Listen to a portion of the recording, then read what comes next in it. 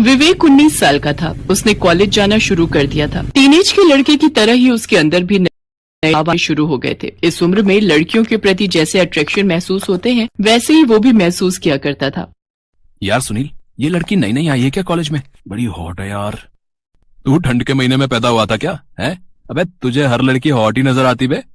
विवेक के दोस्त सुनील की बात सुनकर वहाँ खड़े उसके सभी दोस्त हंसने लगे। लेकिन वो कहते हैं ना कि हर बात की एक सीमा होती है। सीमा के बाहर कोई भी चीज बुराई का रूप अख्तियार करने लगती है। एक रात की बात है, बाहर बारिश हो रही थी और वो मोबाइल में कोई गाना देख रहा था।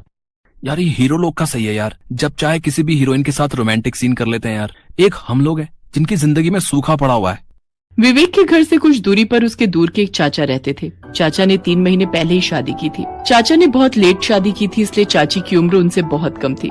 जहाँ चाचा 43 साल के थे तो चाची मात्र 28 साल की। किन्हीं कारणवश विवेक न तो उस शादी में जा पाया था और न ही अपनी चाची शांति से अब तक मिल पाया था। एक दिन की बात है, विवेक को अपने चाचा से कुछ काम था, इसलिए वो उनके घर गया। उस समय उसके चाचा घर पर नहीं थे। संयोग से घर का दरवाजा खुला हुआ था तो वो सीधे घर में एंटर कर गया।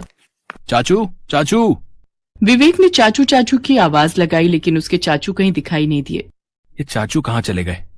विवेक वापस घर लौटने वाला था, तभी उसके कान में एक मीठी आवाज सुनाई दी। सुनते हो जी? वो मैं बाथरूम में तौलिया लाना भूल गई, जरा मुझे तौलिया दे दो ना, वहीं टेबल पर रखा होगा। विवेक का दिल जोर जोर से धड़कने लगा। कांपते हाथों से उसने तौलिया उठाया और बाथरूम की ओर बढ़ चला। तभी उसके कानों में फिर से आवाज आई, अरे क्या हुआ जी, तौलिया नहीं मिला क्या आपको?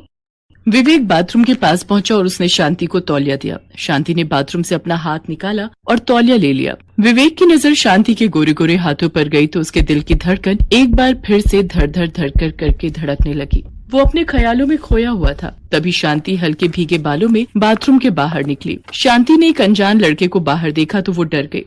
कौन हो तुम? इस तरह मेरे घर में कैसे घुस आए? मैं शोर मचाऊंगी। शांति चिल्लाने ही वाली थी कि तभी विवेक के चाचा वहाँ आ गए। अरे विवेक, तुम कब आए? शांति, ये हमारे गांव का ही है, रिश्ते में मैं इसका चाचा हूँ। चाचा ने अपनी बात खत्म भी नहीं की थी कि विवेक ने अपने चाचा के पैर छुए। अरे खुश रहो खुश रहो। बताओ कैसे आना हुआ तुम्हारा? आजकल तो तुम इस घर का रास्ता ही भूल गए हो भाई।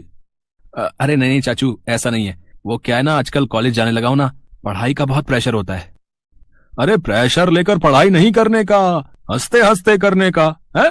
और कोई डाउट हो तो सीधा मेरे पास आ जाना। मैथ्स ही लिया है ना तुमने? जी चाचू, मैथ्स ही है। शांति, विवेक बहुत दिनों के बाद अपने घर आया है, तुम इसे कुछ खिलाओगी नहीं? अरे नहीं चाचू, मैं कॉलेज के लिए लेट हो जाऊंगा। वो पापा ने आपको ये पेपर देने के लिए कहे थे, वही लेकर आया।